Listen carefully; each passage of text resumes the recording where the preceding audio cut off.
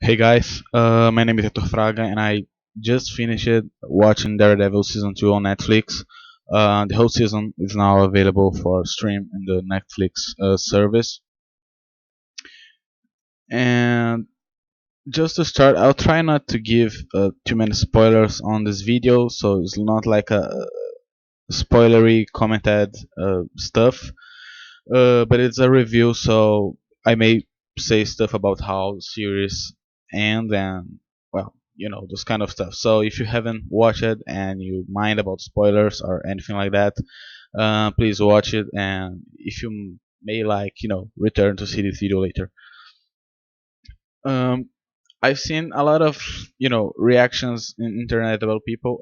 Most of people think that season two is incredible, and in ratings, if they give 10 out of 10 to Daredevil season 1, they are giving like 9 or 8 to season 2.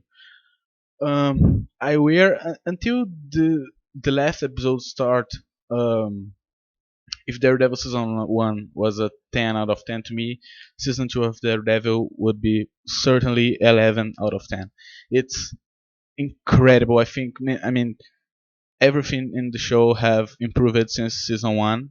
Until the last episode, I fight. I think I thought that the last episode is kind of weird to the tone that show have. Not the tone, but story just isn't. Kind of well.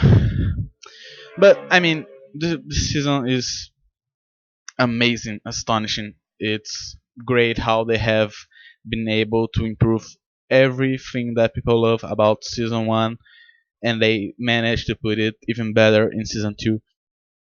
It's really incredible. I think that from the sound editing, they in diverse moments in the series they put the soundtrack for the theme of Daredevil in Netflix. They play it on the background of some specific fights and moments in the series, and just it's perfect to the tone of the show. It shows uh, urgency to the scenes, to the fights and everything. It dictates the way you see the show. um, the fights are so well choreographed, even better than season one, by far, I guess. He fight with a lot of thugs in season one, and he fights against mafia and stuff like that. People that simply can't fight. And in season two, he's basically like all episodes fighting against ninjas. So it's another level of epicness shown into the screen. The fights are astonishing for real. If you watch it, you will know. Absolutely, I'm sure you'll love it. It reminds me a lot of Arrow stunts, because Arrow has like a really great team of stunts and people that choreographs the fights and stuff, but they have some lack of probably creative thinking about the way the whole scene is shot to look in the series. So sometimes it may look like something amateur even, but in Daredevil people definitely know what they are doing there, and the fights look incredible in the screen. It's a really close camera. Reminds me a little bit some points of the Captain America, the Winter Soldier style of fighting. You know what I mean? But with a lot more of backflips and kicks and air jumps and stuff like that. It's a really acrobatic season for Daredevil, being honest, and that's awesome. So I couldn't ask for anything else. Um, the Talking about the story, um, I think it's a lot better written than the first season in a lot of aspects. During the first season, they have some very very specific arcs of how things develop in the series, and they have some catches into one another, and it changes characters and stuff. But those are like really specific side stories that go along with the big plot of the season in season one. And in season two, they have the same type of season of side stories that go along with the plot. But I think that in season two, all of the side plots are incredible, including the ones you probably think will suck, like Karen Page side story. It's kind of awesome in season two. She has a lot of time screen in season two, like really a lot. Probably more than Foggy, to be honest. But both Foggy and Karen are amazing in the season. They managed to achieve a point in history that is in history, not in story, that is really great for the show. They have some great moments with great characters, great character development, and I'll get there. But in overall the story, how the plot develops is really good until like the final two episodes that kind of fuck up a bit with stuff related to Elektra, and you will see when you watch it, and you'll probably realize what I'm saying here. Um, but the point is, I have no point here. So talking about characters, Daredevil is awesome, even better. Uh, but you can't really struggle with the guy. It's like a 10-hour show or 11-hour show, and because the episodes are really long, and you can see that man, Matt Murdock life is really screwed up because he totally can't get along Daredevil's life and his life as an uh, uh, I missed the word here. His job, you know what I mean. Lawyer. And man, he's so screwed. But in some points, I think no, he's so driven through the stories for the other characters in the series that at some point of the show we may think that he's actually kind of secondary on some aspects. Again, it reminds me a lot of Arrow, the way that Oliver Queen Arrow simply, isn't the protagonist for a long time now. And about his supportive characters, Foggy is awesome, a lot better than he was on season one. He have some great moments in the show. He's depicted as a really badass guy that once he's now aware that his friend is basically a blind man that jumps out of roofs, he isn't scared of anything anymore.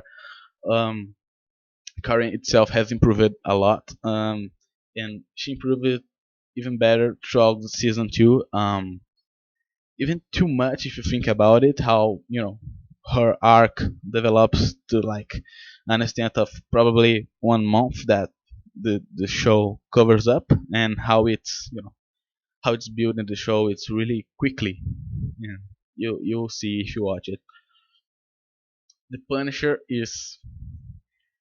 I mean, I'm not a fan of the Punisher or Elektra, not even Daredevils. I'm not a fan of his all of their history and in comics, and I'm not a Worf fan that worship the canon and stuff like that. So the changes they made into Punisher story and Elektra story, for example, they don't really affect me in like I feel somehow shitted about how the show developed it or anything like that. I love it. Punisher is amazing. He's a really badass character, even OP sometimes. Like, I mean, dude, that guy is bad, and he's very awesome. And Joe Bernthal does an amazing job as him. Like, truly amazing. He probably will get awards for that impersonation of the Punisher. He does some great stuff. There's some scenes, and basically when he's talking about his family and everything, he reminds, he's just so. intense, and the actors can deliver it so much. Um, the show basically have a lot of great characters in support of Daredevil, but I think that probably my favorite character is Elektra in the season. Um, and I can understand if some people may think that she is not a good character in the show, because I mean you can you can't relate on her during some times because she is like evil some parts of the show.